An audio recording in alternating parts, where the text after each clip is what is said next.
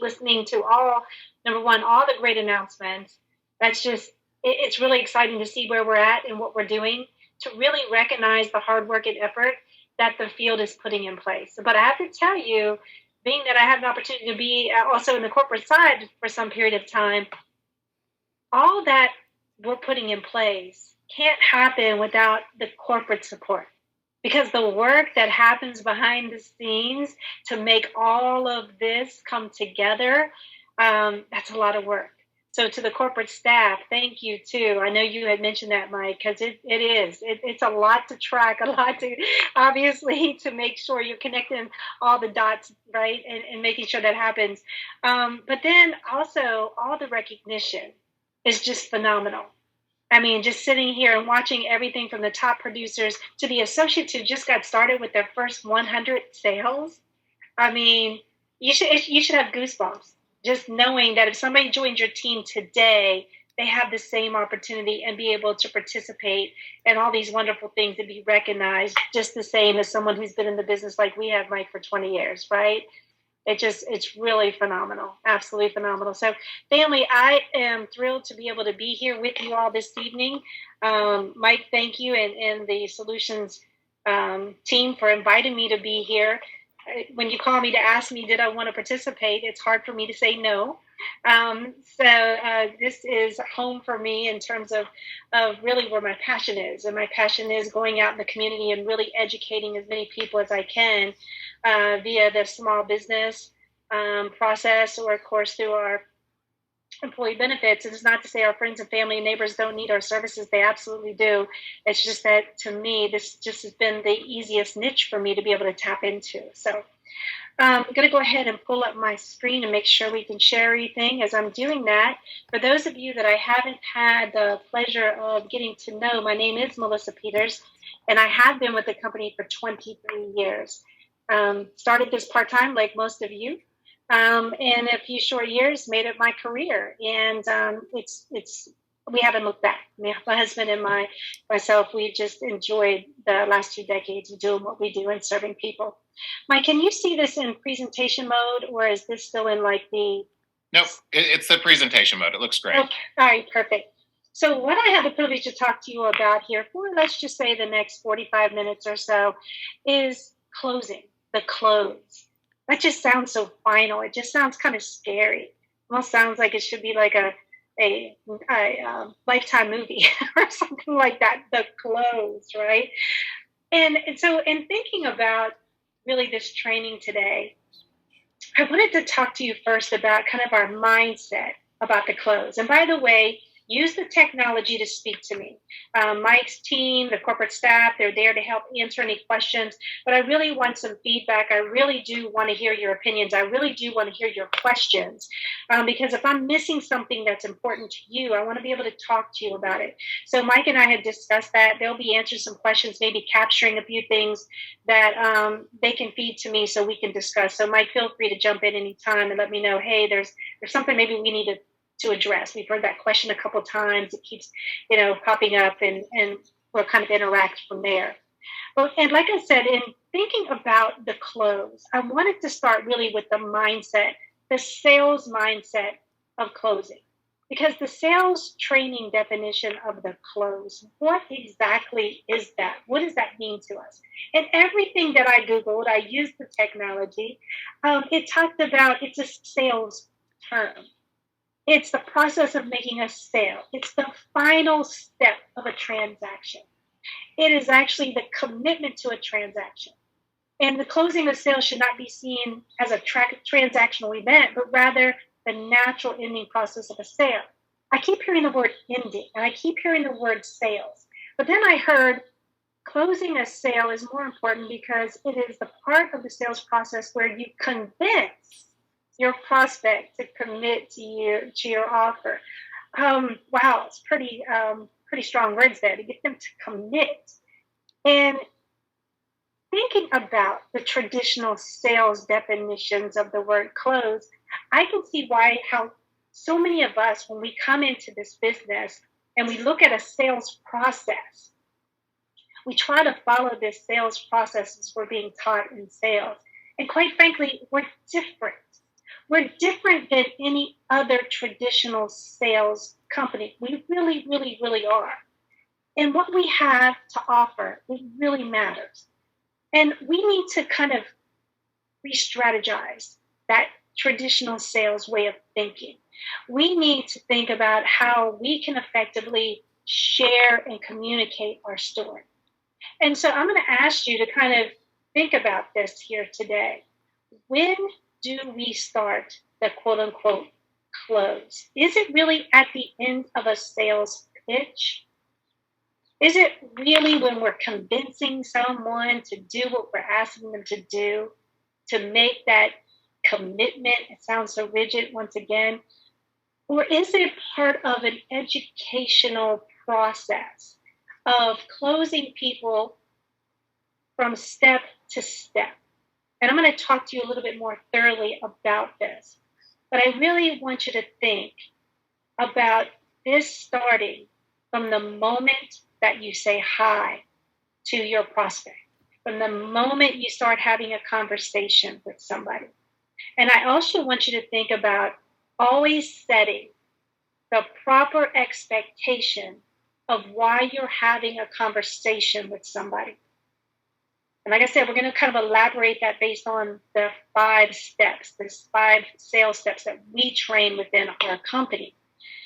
Are you really painting a clear picture of why you're there, who you are, what it is that you're asking them, and what is the next step?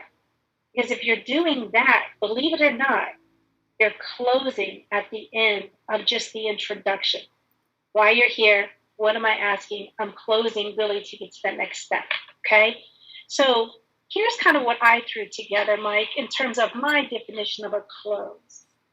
The closing process begins with the education of information at each sales level.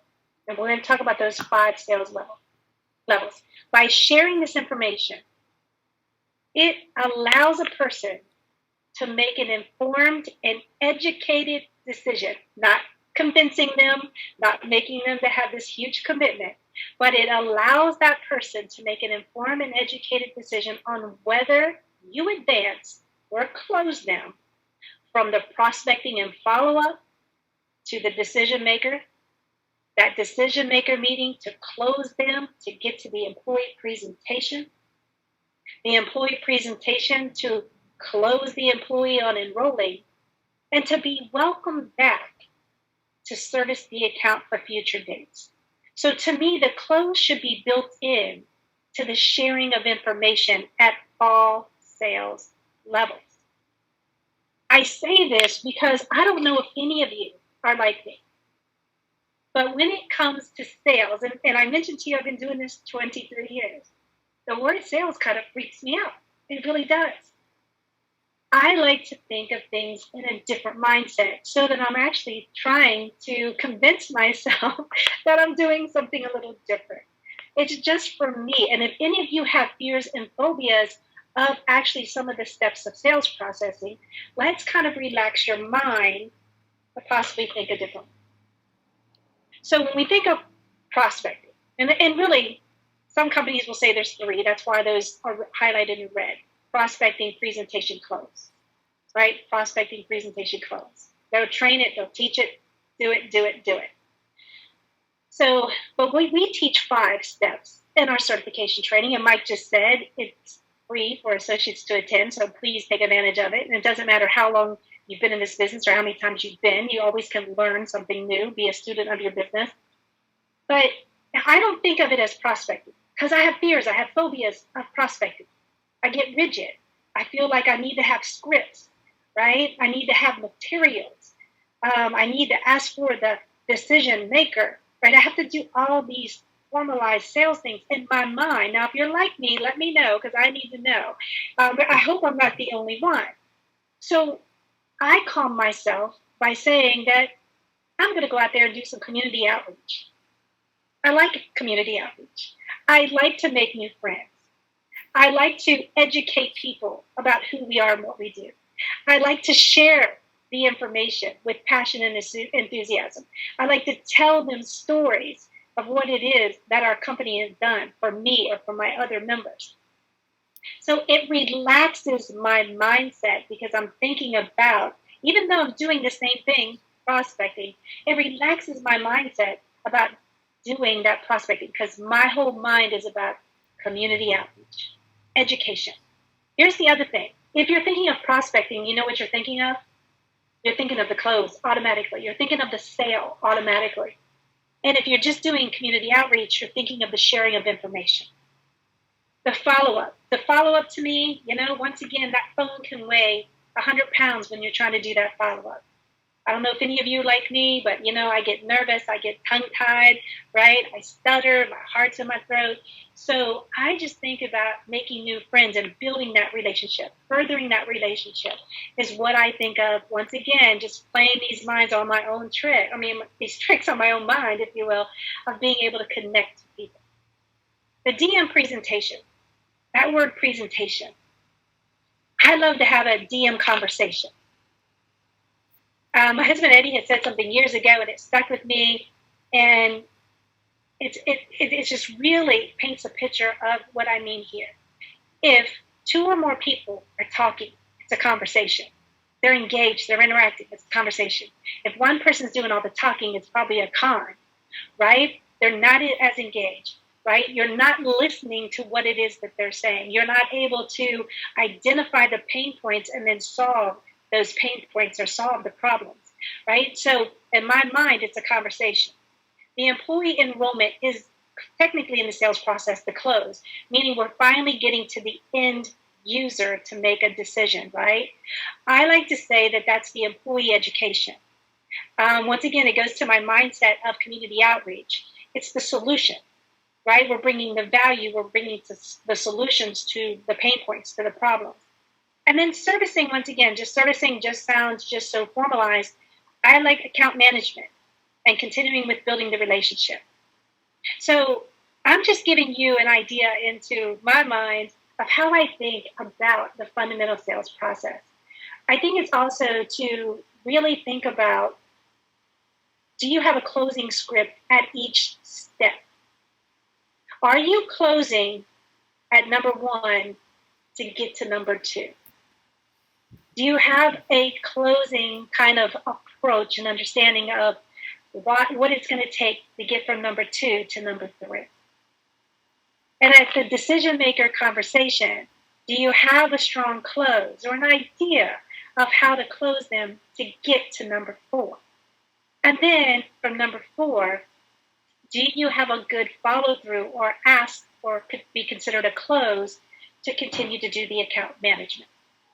Those are the kind of things that I'd like to talk to you about here today, because I think all of those steps, right, are critical. And so I had here on my notes, Mike, so number one to number two, I need to get the information to the correct person so that I can follow up to make an appointment, right?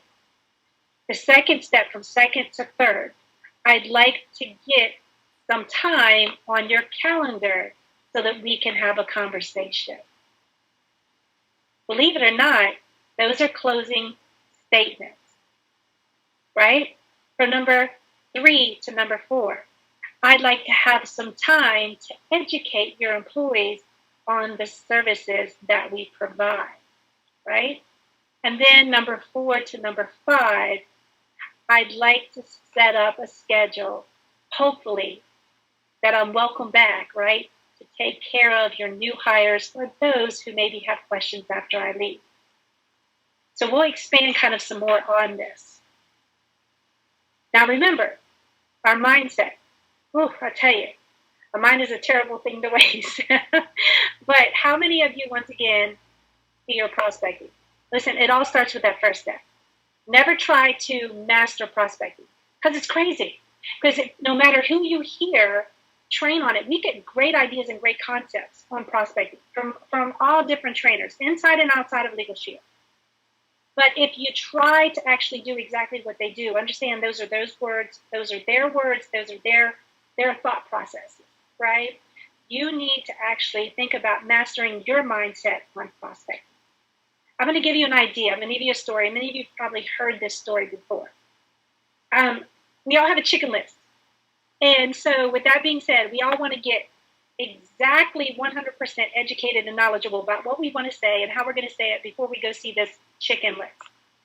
We all, of course, want to make sure we can overcome every objection or answer any question that they have before we go see the chicken list, right?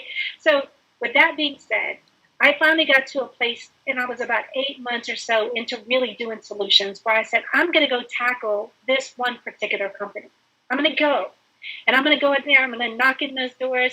So I drive all the way across town, by the way, family, passing all the businesses that most of them have never stopped in before, right, or after. So I drive all the way across town, and they go into this business. I get my sales packet, because that's what I'm taught to do. That's what I was taught to do initially in prospecting, okay? And I get my keys, park the car, right, get my sales packet, start walking into the business, and all of a sudden, all these voices started popping in my head. Don't forget to say this. Don't forget to say that. Don't forget to start here. Don't ask this question. Ask that question. It's like all of a sudden I became civil, right? I had all these other personalities and voices in my head. My heart jumped from my chest into my throat. I'm stuttering. I'm nervous. What am I supposed to do?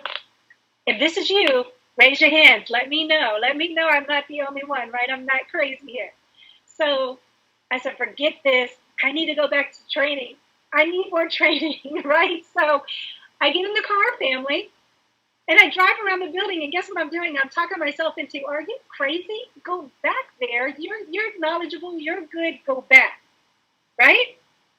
So I go back to the company. I pull back in the parking lot.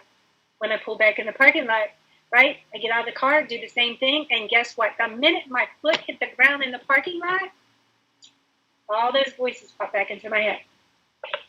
They were sales voices. They were sales scripts, sales techniques, right? People that I didn't even really understand or know because it wasn't familiar to me. It wasn't natural for me to actually speak to people that way.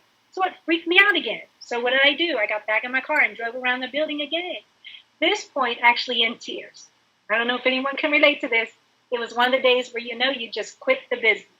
So I called my mentor. I called my coach. It's Kyle Kimbrell. Many of you know Kyle. And I said, I can't do this. That's done. I quit. He said, Melissa, oh my gosh, what's going on? I said, I'm terrified of walking into this business. Terrified of walking into this business. And he said, Melissa, unless there's some uncaged monkeys in that business, you have nothing to be afraid of, right? He said, I want you to wash your face, girl. Get yourself together. He said, listen to me closely. You're thinking about that step, prospecting, the wrong way. You're thinking about prospecting as making a sale. You don't make sales in prospecting. He said, you make friends, and you're great at making friends. Don't put all the pressure on yourself. Shake it off. And what I want you to do after you wipe your face, I want you to go back in that parking lot, right? Once you go back in that parking lot, and all I want you to do is take your keys. I don't want you to take anything else. Don't take a sales packet, because you're not going to present. And here's another clue he gave me, Mike, at that particular time was, not only was I not going to go in there and present, because I was just out cold calling, I shouldn't have the expectation that they would just come out of their office, me interrupt their day, and just come out of the office and visit with me. Now, that could happen, but it's very rare. But if I go in with a sales packet, automatically the walls of defense are going to come up because they know I'm selling them something. They have objections ready for me from the minute I come in the door.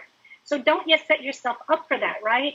So he says to me, he says, just get your keys, and I want you to go in and make a new friend. Who is your new best friend? Prospecting. Listen, don't prospect for the sale, prospect for the relationship. He says, and then what is the close you have at the prospecting stage? It's fact-finding. Who do I need to talk to? When is the best time to talk to them?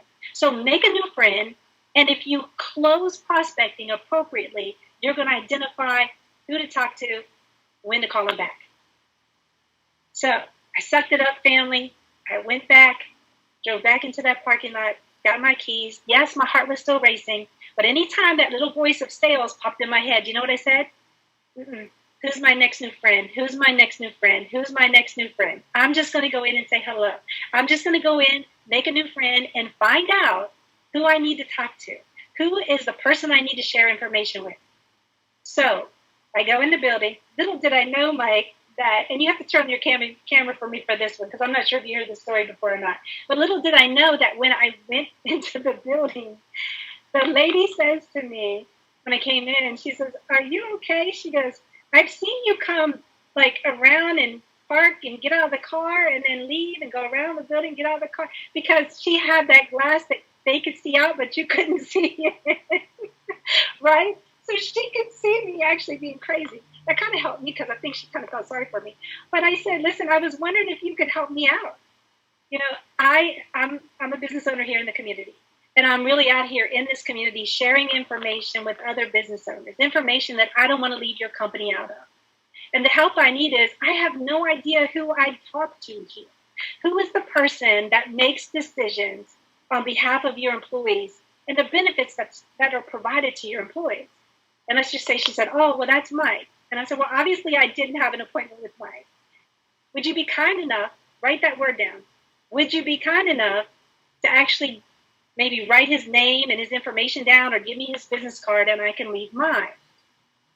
So we exchanged business cards, right? And I said to her, "By the way, I don't know Mike's schedule. Would you be kind enough to tell me when is the best time for me to call Mike? Because I really just want to make sure that I can get this information to him." Really what I'm identifying is I'm trying to identify when's the best time to call him to try to get time in his calendar. Mike, that's a close, right? I'm just trying to identify, right, when is the best time to call, and of course, when's the best time to try to, or if I can try to get into his calendar. And she was kind enough to give me the information. Well, at that point, I realized my mindset had to change. It had to change and obviously allow me to be me in the sales process. Allow me to have my own personality and style. And if my personality and style was not that commitment, it was that convincing, it was that hard close at the end, it was really to build the relationships and close from step 1 to step 2, that's when the magic started happening. So any comment on that, Mike? Because I'm kind of being vulnerable here, but it's important because, I mean, we all go through it, right? I so appreciate you being willing to be vulnerable, because I think that everyone does go through that, and it's real. I mean, so don't hide from it. It's very real, that trepidation and that caller's reluctance. And at the end of the day, I love how you're talking, Melissa, about just really mastering your own mindset. And that is such an important key.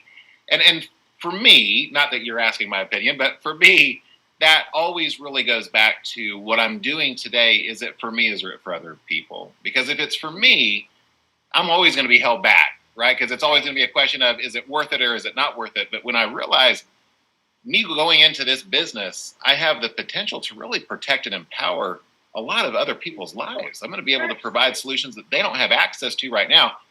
That, for me, sometimes gives me that courage to take that next step. And I am so grateful, by the way, that for all of us that have done that, driven around, gotten out of our car, gotten back in, and driven around again, that, you know, they don't call the cops on us for, I know, right? for those types of things. So, that they don't call security? Absolutely. Right. Thank you for being vulnerable. Thank you for sharing. I love it. Well, you bet. Well, because we all have to understand that it's not something that you can actually be taught. It's something you have to have the experience in. So you just have to grow through it, right? You have to kind of grow through that process. And it's okay, right? It's okay. All right. So let's talk a little bit also before we get into the steps. Let's talk about objections. Look, objections is an opportunity to learn. And you can learn how to close if you actually can hurdle their perceptions. Their perceptions are their realities. I want you to think about when you first were introduced to our company, to Prepaid Legal Services, okay? What did you think about the legal system? Write it down. What did you think? Did you think, oh, it's for bad things, bad people, bad situations? Did you think, oh, it's only for the wealthy, right? Did you think, oh, I'll only use this if I have to, like I'm backed into a corner, so being that it would be only for really reactive situations, defensive situations, because you're forced into that? See, you're no different than the majority of the people that we're out there talking to. And so if you're talking to somebody where their perception is one of those things or otherwise that blocks them from really hearing you, you're talking to closed ears. You have to close their current mindset to open a new way of thinking about the legal system. That's your job. Now, you're not going to know it overnight, but I'm going to ask you at the end to do some homework on that. It's going to be your kind of takeaway on that. But it's all about making sure that you're hurting those perceptions. Listen, if you can get good at knowing what objections or questions or what their perceptions are, and you can get good at putting that in the conversation versus allowing them to actually use it at the end as an objection, you'll win if you can bring it up first. If they bring it up first, it's an objection. They're shutting you down. If you bring it up first, it's part of the process. I'm going to give you an example. I don't know how many of you have had a decision maker say, oh, well, my employees are minimum wage, or my employees live paycheck to paycheck. Boom. That is an objection to, I don't want you in here because they can't afford you. Now you've got to kind of dig yourself out of that. How do you actually close that mindset and open up a mindset for you to actually get into her world about us? Would be something like this. Listen, I know as a decision maker, you're probably thinking like most other decision makers that I speak to on a regular basis. My employees are minimum wage. They live paycheck to paycheck. But wouldn't you agree with me that those who make the least get mistreated the most? They're actually the ones who I'm thrilled, number one, to educate. And I'm also here to tell you they're actually the ones that will participate in this program more. We are getting ready to change the way that people treat them. See, today people think that they don't have any recourse. We're getting ready to change that. We're getting ready to empower those employees so that they now have recourse. So when you're thinking about people's perceptions, when you're starting to identify their objections to why they won't listen to us, how they're blocking us from the information or blocking us to get to the end user to share the information with them. We've got to get good at moving those things around, okay? And we'll talk a little bit more about that. But this is like one of my favorite topics, Mike, you know that, is about overcoming objections. I mean, it's the same way with how many of you had decision makers, even when you're prospecting, the prospecting, they'll tell you, well, we wouldn't be interested, okay? If you're hearing that in your community outreach stage, okay, if you're hearing, I don't think we'd be interested, boom, they've closed you down. They've closed, not you, right? Does that make sense? So you want to beat them to it so that you can continue your story so you can move them to the next step, right? Close them from one step to the next.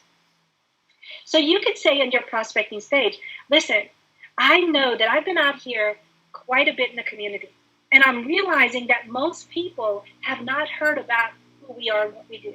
As a matter of fact, I have had many people say to me this week, I don't think they'd be interested. I don't think my employees would be interested. Well, who would be interested in prepaying for attorneys, especially when we think about the traditional legal system?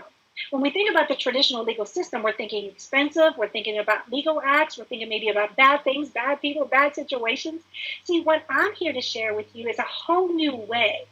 My job is just to educate you on how it can be affordable, how it actually can help you be proactive and preventive, how it can help you put your affairs in order, like your wills and your living wills and healthcare power of attorneys, without checking your checkbook before you check your rights. That's why I'm thrilled about being here today, so that I can educate you and hopefully be able to educate your employees so that they can make an informed decision about who we are and what we do and if they see value in that. Fair enough?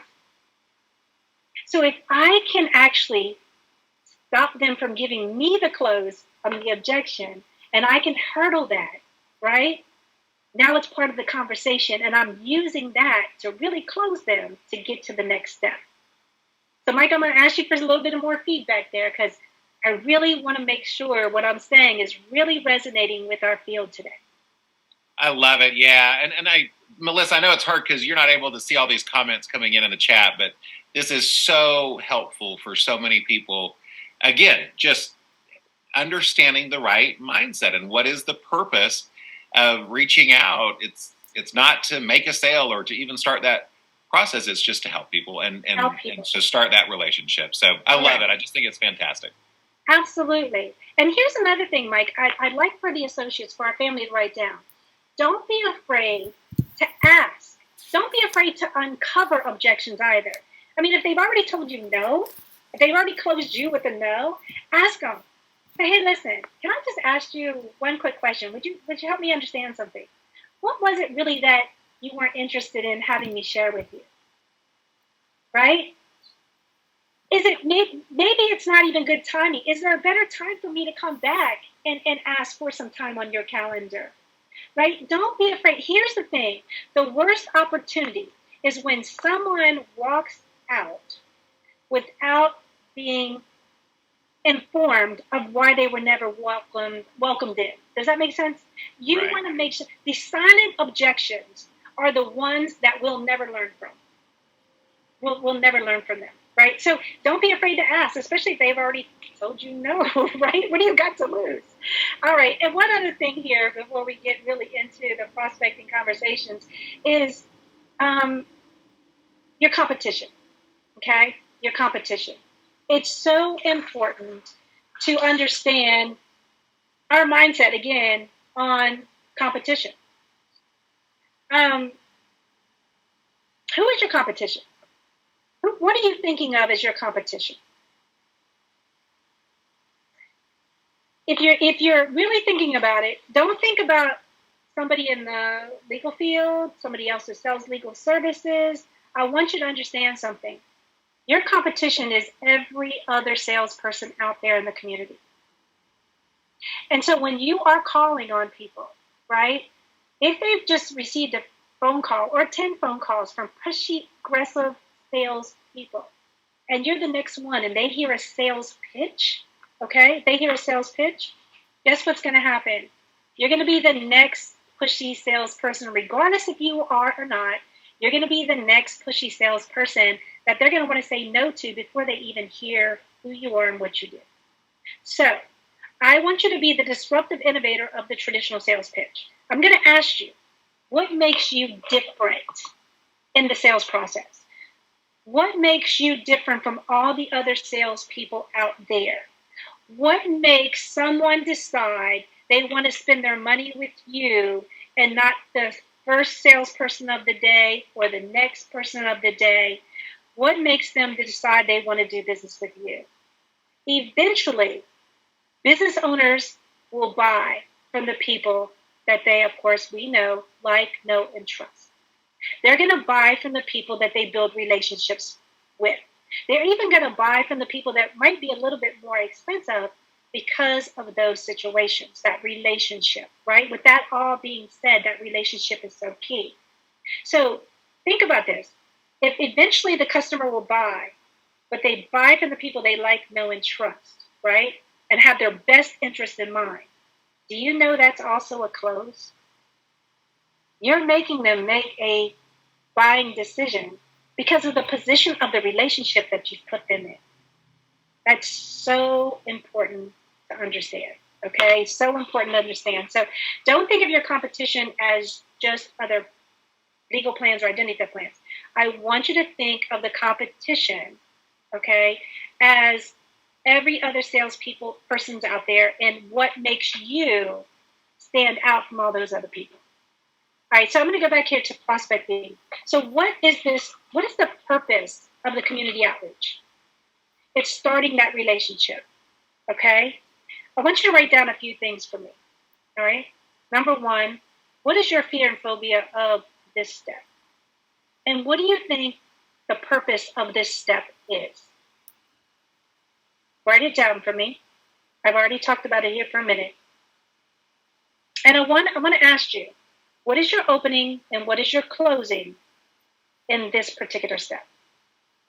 Are you actually, from the minute you walk in to the minute you walk out, accomplishing your job, your task in hand, Do they know why you were there? Why did that person pop in to see me? Who was that person?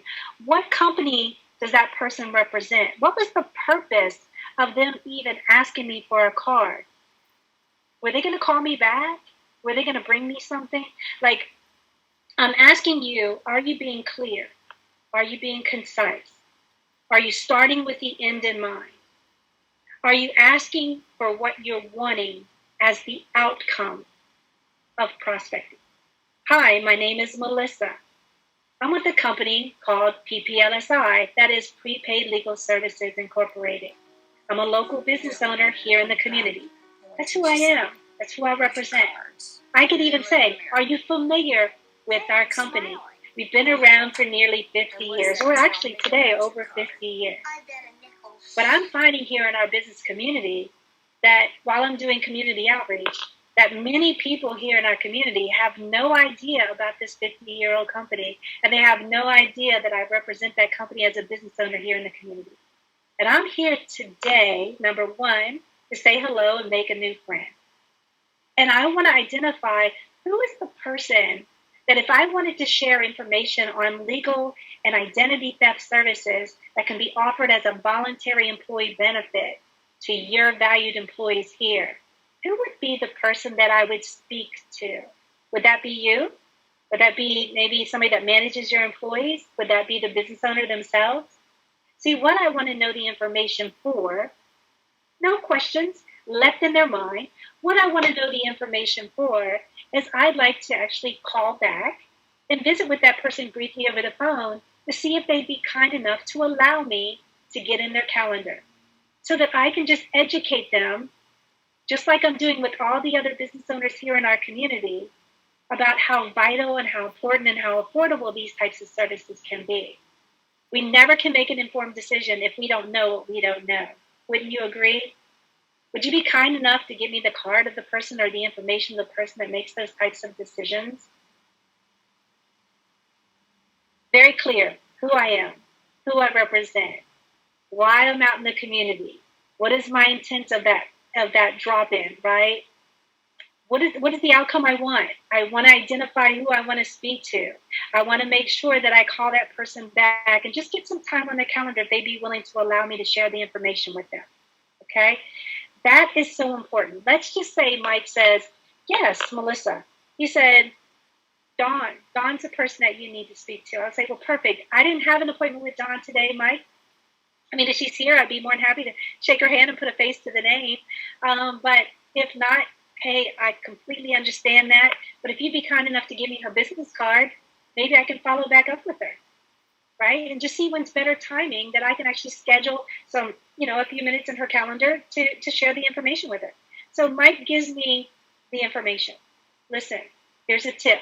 Never take a business card without trying to close to the next step. Why would we want to leave it hanging? Mike, I flip that business card over, get a pen. Mike, you obviously know Dawn's schedule, her calendar more than I do. Heck, you probably make her calendar, right? With that being said, when is the best time to reach Dawn? I don't want to get it when she's too busy or inconvenience her for work. When's the best time to reach her?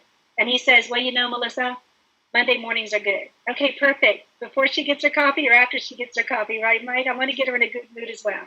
He says, Monday at 8:30. Perfect. I'm going to get the business card, flip it over, Monday at 8:30.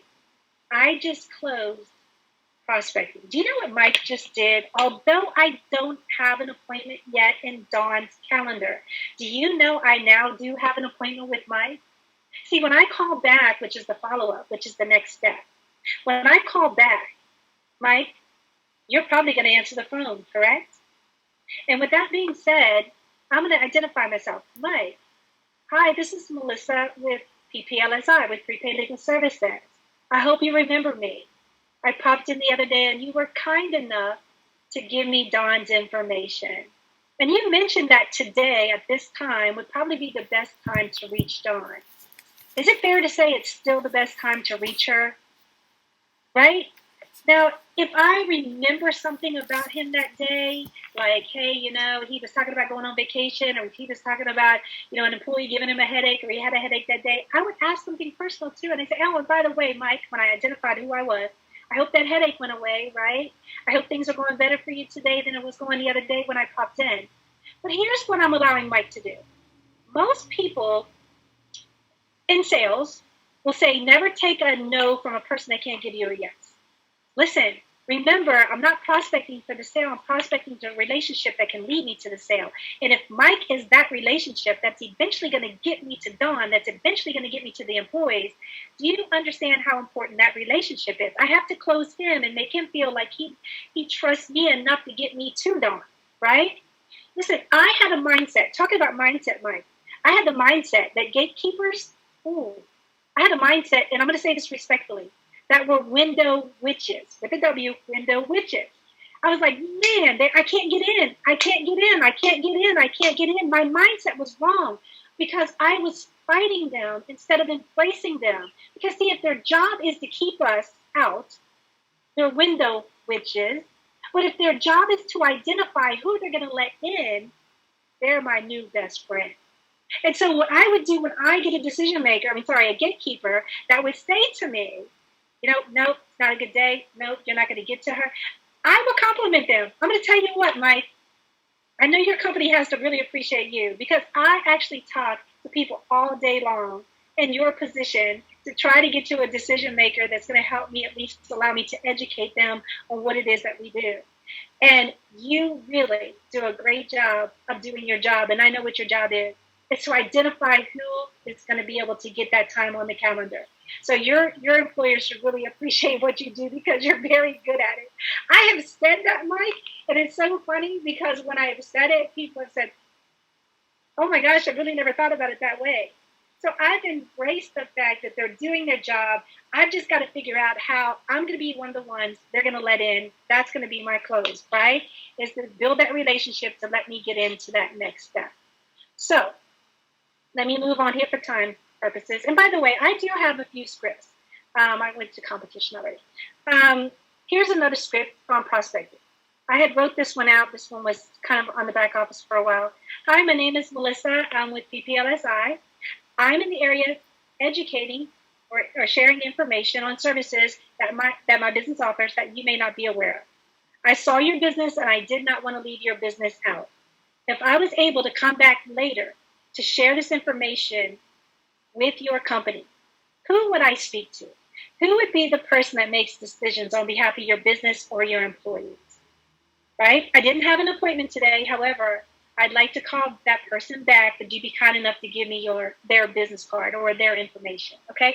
Just another way. Listen, I hope you guys are kind of picking up the fact that I like to have conversations, not presentations. Okay? Now, listen, when you're prospecting, your approach to your warm market is going to be different than your cold market. One size does not fit all. We all know that. I don't even care what the tag says. We know that, ladies, right? So what you need to do when you're identifying who you're speaking to is how do you know them? What's your relationship with them? Can you leverage that relationship, right, to move them past step 2 to step 3? It's a great way to actually start the conversation and jump to the decision maker conversation very quickly. So if I have a warm market, let's say the warm market is Ted Patello, and so let's just say, Ted, you are my dry cleaner.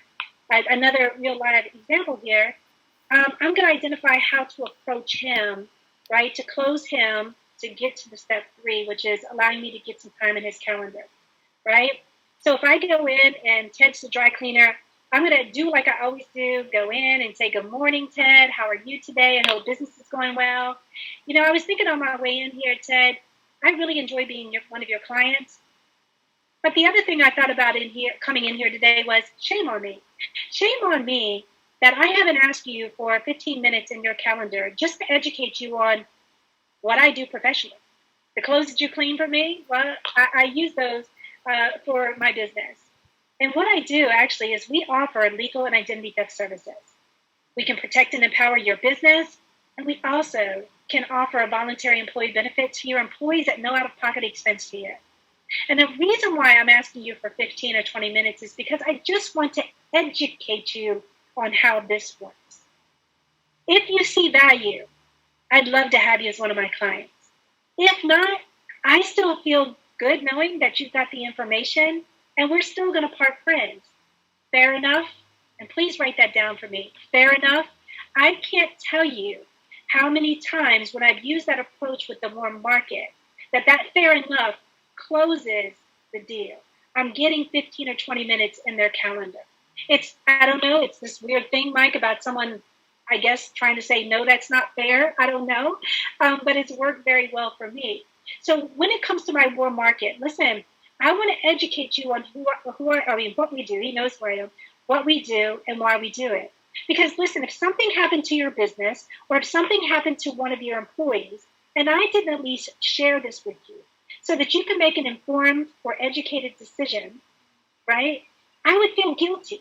I would feel guilty if I didn't get the time just to educate you so you could make the decision for yourself. And like I said, if you see value, I'd love to help you. I'd love to help your employees. If you don't see value, I'm still going to feel content knowing you're educated, so you made an informed and educated decision, and that we'll still part friends. Okay, fair enough? If it's actually cold market, I gave you a little bit about the cold market. Hey, I'm a business owner in the community doing community outreach, right? I represent prepaid legal services. I'm here just to make sure the people in my community are educated, just like we do all across North America, right? With these types of services. I just want to make sure that you're educated enough so that you can make an informed decision if you see value. If you see value, I'd love to be able to help you. I'd love to be able to help your family. I'd love to be able to help your employees, right, and their families. If not, I still feel good knowing you got the information. And I'll still feel good knowing that I've made a new friend in the business community. Fair enough? Okay? All right. Oops. So, the follow-up.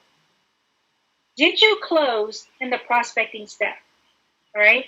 And here's the saying that I think is really, really important. Don't waste time prospecting if you aren't going to follow up. It's just a waste of time. Just don't become a business card collector. It's just a waste. You're never going to make any money just becoming a business card collector, okay? So follow up, that building relationships.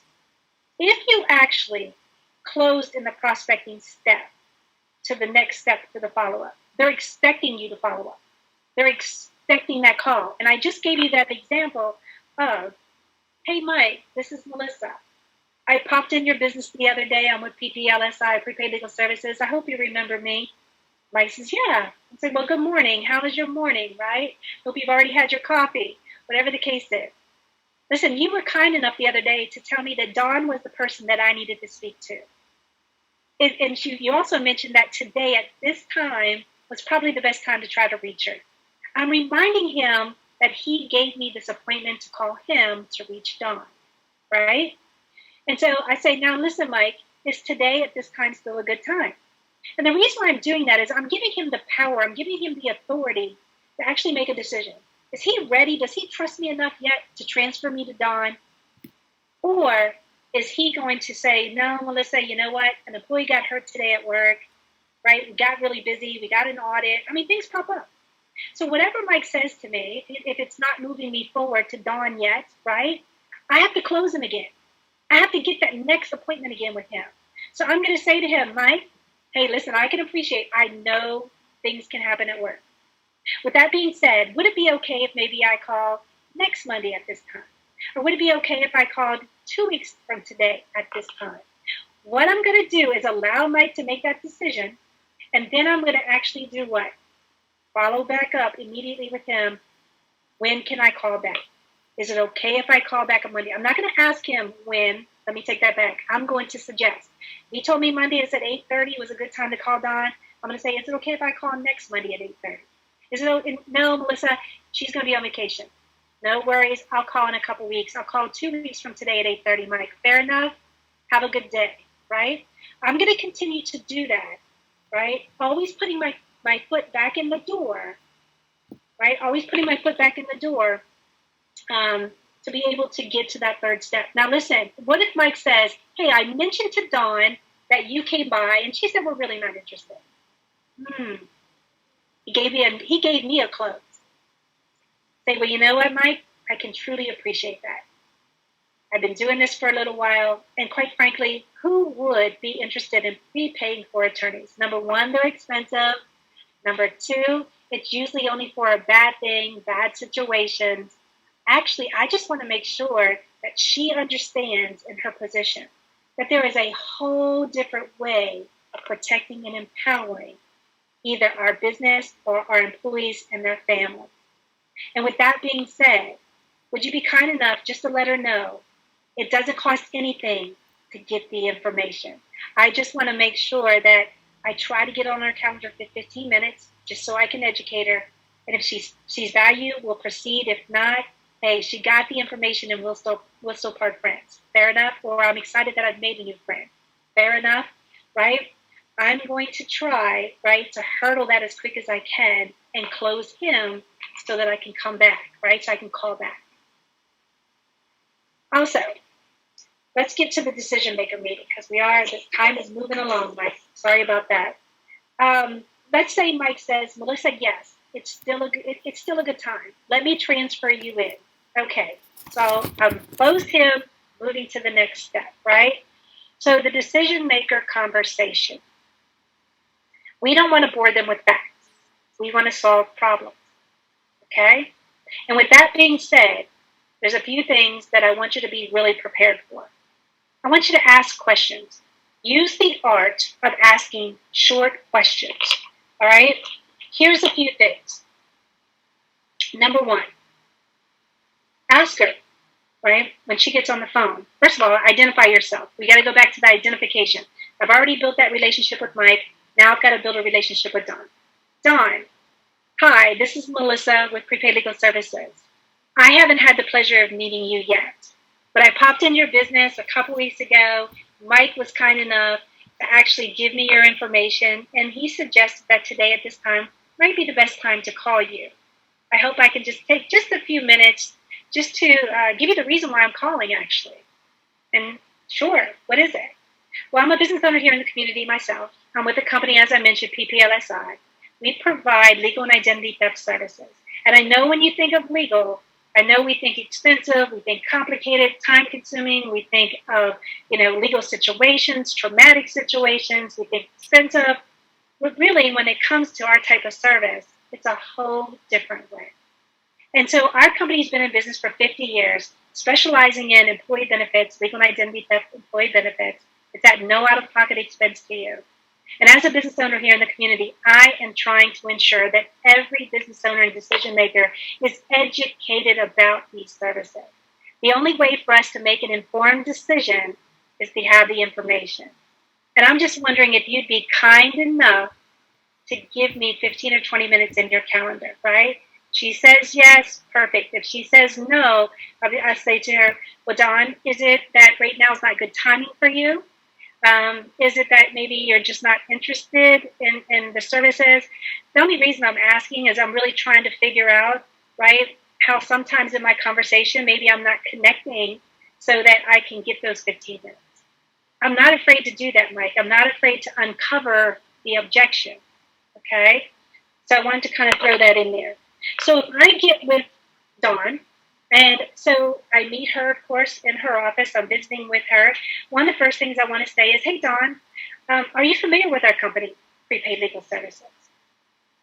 I'll ask her, hey, when you think legal, what do you think? I'm going to give her a little bit of time to kind of open up to me. I want to know, has she heard about us, what she thinks about us, if she has.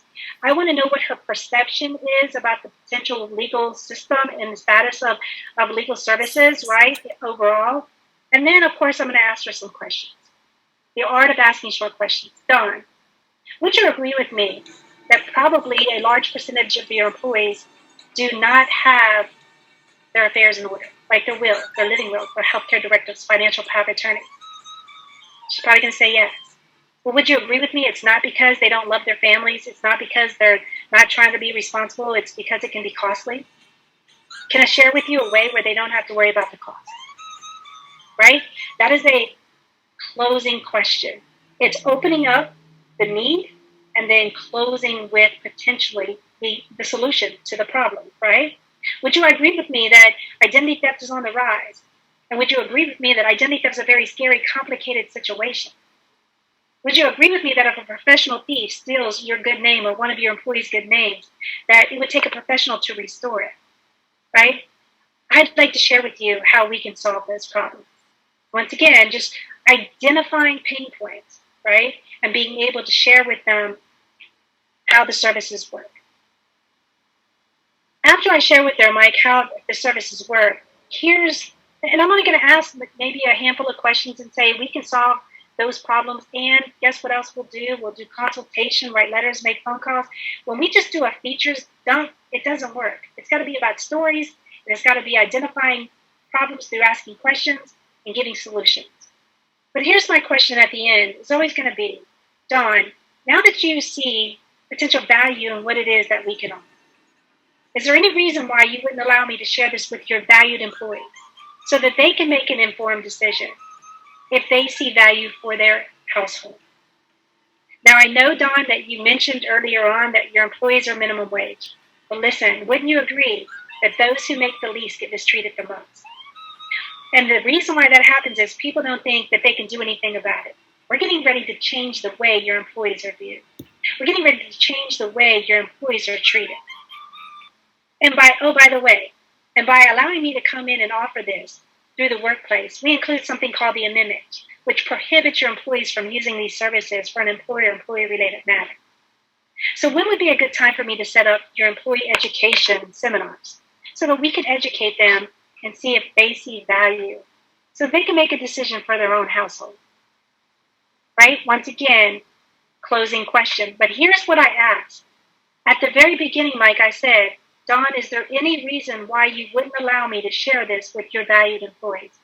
What I'm doing is I'm asking her for the objections up front so that I can address those before I leave family. Okay? That's really critical. The worst thing to do is making you thought, hey, this was a great employee benefit presentation to the decision maker, if you will. And you leave and you call back and you never get the person on the phone, right? You've got to ask, is there any reason? Is something hanging? And you've got to be able to help them, obviously, work through that. So, moving along, the employee presentation. You want to present for them to buy and not for you to sell. This is the game day. You've done all this work to get to this place. We could spend an hour on this just by itself.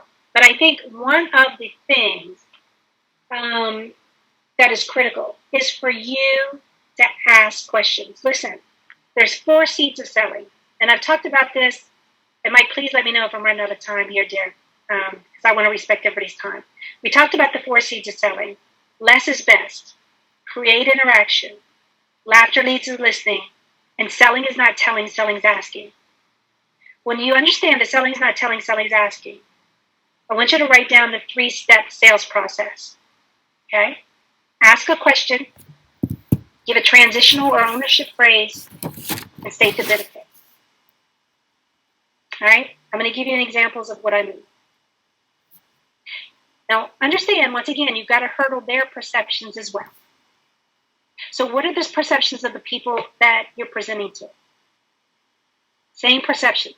Legal system costs too much. Legal system is only for the wealthy. Legal system is only for bad situations, traumatic situations. Have they ever really, think about their household, have they ever really had the proactive, preventive side? Have they ever freely did this? I need legal advice. Have they ever freely did that? If they didn't, they have a closed mind. You've got to open up their mind, right?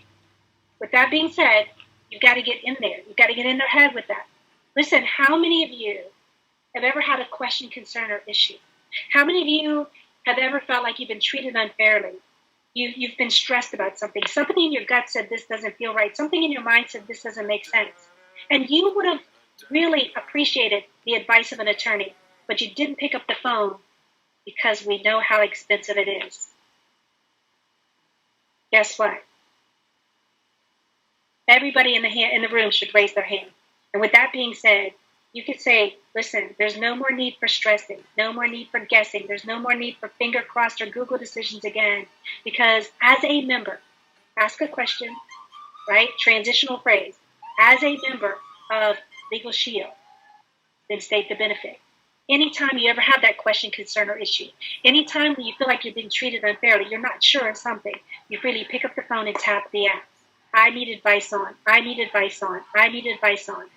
Teach them how to use the services. Have them thinking about, pull the emotion out of them about what it felt like to be mistreated and they couldn't do anything about it, and now they can.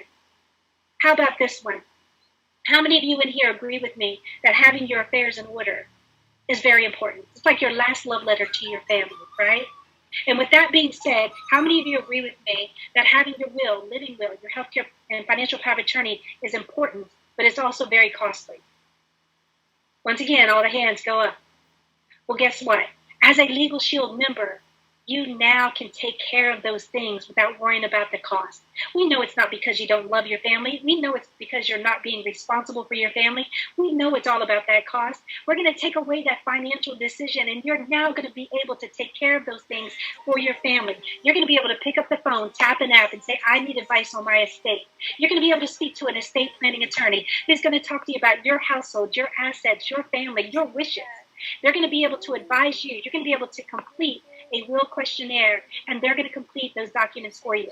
Listen, the color of justice, the color of equal access to justice doesn't have to be green.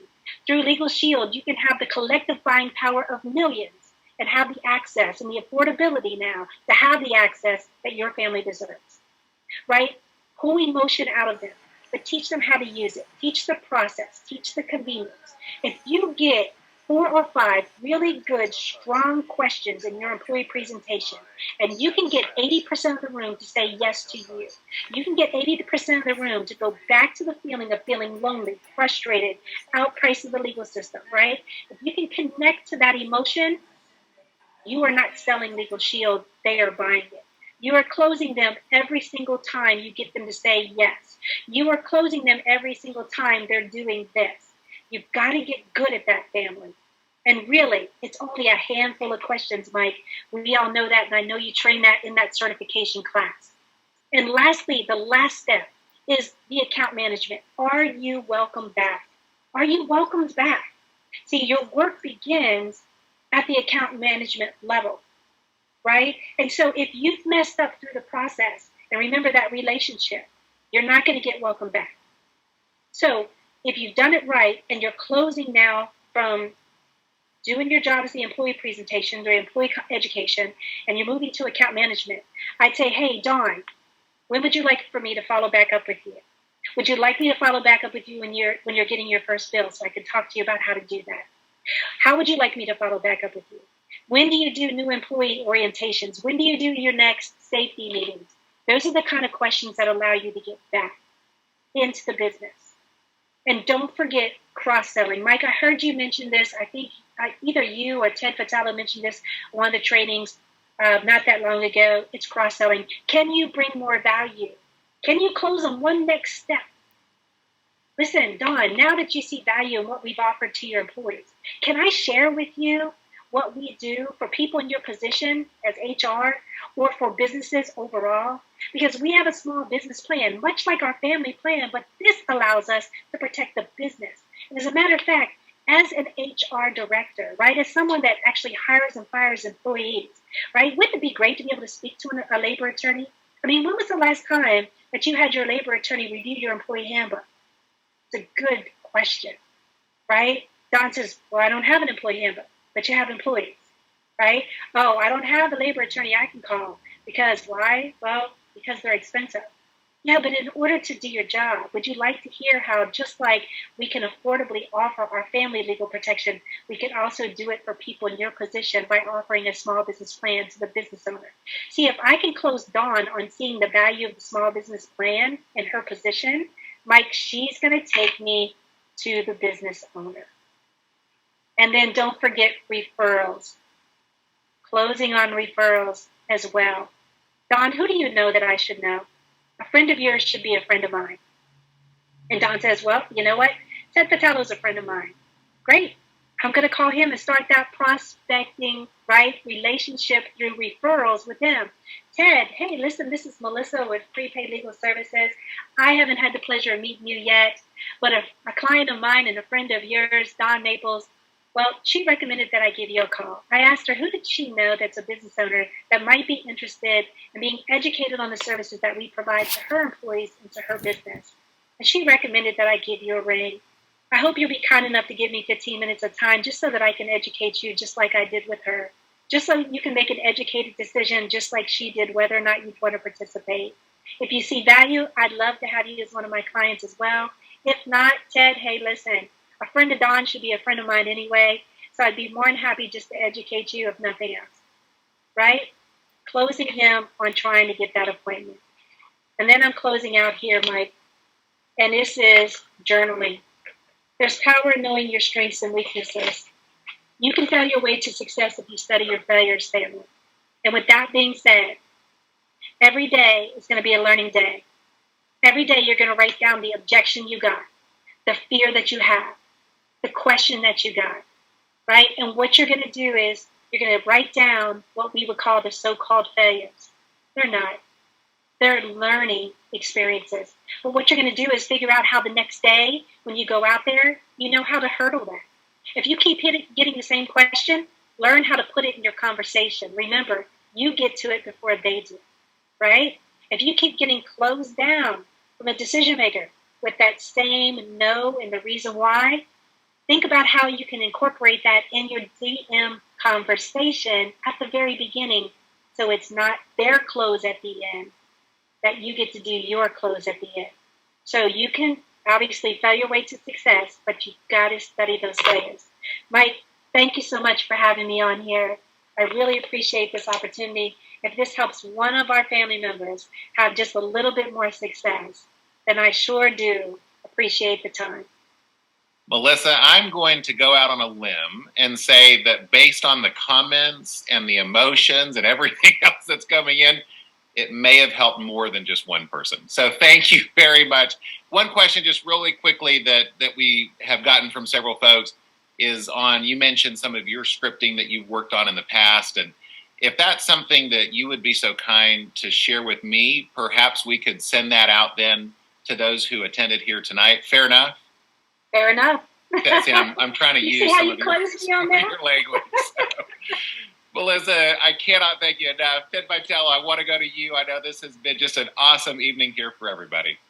Yeah, Melissa, you just did a great job. I kept up with the comments the whole time. People love you and they love what you bring to the business and our family. And I'm also especially grateful to your vulnerability and sharing your stories. We've all done those circles in the parking lot. I know I've retied my tie a half a dozen times before, but in a building, just nervous. Maybe it's the OCD, I don't know, one of the two. But anyhow, I get what you're talking about. So just great job. Thank you so much. Thank you for everybody for staying engaged and plugged into this call. We're doing as much as we can to help motivate the field and do the right things for your business, your lives, your income. So thank you, everybody, for staying dialed in. Mike, I'm going to kick it back to you to close this out this evening. Thank you, sir. Ted, thank you so much for all that you do. Melissa, again, seriously, thank you so much for sharing from your heart tonight. Such a brilliant training, and I mean that with all my heart. You always do a stellar job. I've never heard you train where it's anything less than a 15 out of 10, and tonight was certainly no exception. So thank you so much for preparing, for sharing, and for caring. I'm not trying to rhyme there, but you really do all three very, very well. So thank you very much. Guys, just I want to take one more second here and remind you to get registered for one of these three events while we have it at half price. It's not just so that you can save the $10, it's so that you can claim your seat for these January super regional events. There have already been several of you registered for these events here this evening. I commend you for that. We want to give you a reason to take action while you're thinking about it. Get registered for these events. Even if you're going to have some travel involved, you've got plenty of time to arrange for that here. That we're still 3 months out, so trust yourself that you will figure that part of it out. Let's get you registered tonight so that we can see you at at least one of those events, Phoenix, Dallas, or Atlanta. there in January. And we are so excited. We moved those to Friday, by the way. We had done those Saturday this past year, and we moved them to Friday, thinking that it would be great to give you your weekends back. And so we hope that works out. If you work a full-time job, that's why we're announcing it today, so that you've got plenty of time to arrange for that time off to be able to attend there on one of those Fridays. Again, a huge thank you to everyone who shared this evening. Mr. Ted Vitalo, for all the exciting and positive announcements that you shared. Don Maples, thank you again for that wonderful recognition segment. We always love hearing from you. Thank you to our team who has been working tirelessly here behind the scenes. Brandon Clark, Alicia Reed, Don Maples, Kelly Pickens, and Mr. Ted Vitalo working here behind the scenes to answer questions and make sure that everything has been spot on here with this evening. And speaking of spot on, again, a massive thank you to Miss Melissa Peters for an exceptional and brilliant training on that important topic of closing. And I love how she talked about closing at every step, every level of the process. And thank you to each of you for taking time away from your business to join us here on this expo. We wish you the very best as we launch into Q4. We want you to have the best quarter that you've ever had. God bless each of you. Thank you again for your time. And we'll talk to you soon on one of our Solutions events. Take care.